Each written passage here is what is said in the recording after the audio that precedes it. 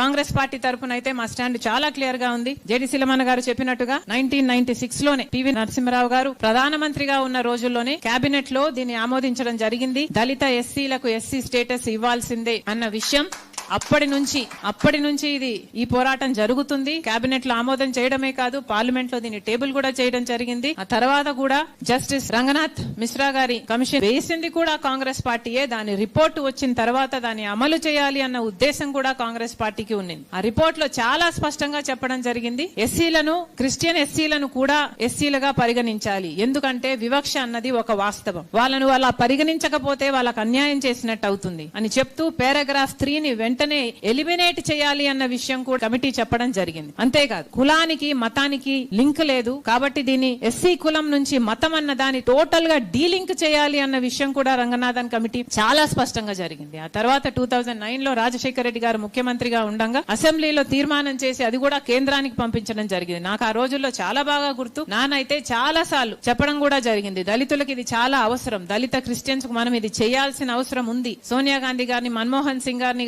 ఒప్పించి ఇది చేస్తాను అన్న నమ్మకం నాకుంది అని నాన్న నాతో చాలా సార్లు చెప్పారు. ఇది చెయ్యాలి, this issue is very very close to his heart. ఎందుకంటే నేను చూశాను, ఆయన మాట్లాడడం నేను విన్నాను కాబట్టి నేను చెప్పగలను. రాజశేఖర రెడ్డి గారు ఇది చాలా కోరుకున్న విషయం. రాజశేఖర రెడ్డి గారి బిడ్డగా ఈ రోజు మాటిస్తున్నాం, దళితుల పక్షాన రాజశేఖర రెడ్డి గారు ఎలాగైతే బాధ్యతగా ఫీల్ అయ్యి పోరాటం చేయాలనుకున్నారో రాజశేఖర రెడ్డి గారి బిడ్డగా నేను కూడా ఇది మోయడం మా బాధ్యత. Congress party will take it up. ఇది నిజంగా చేయాల్సిన అంశమే.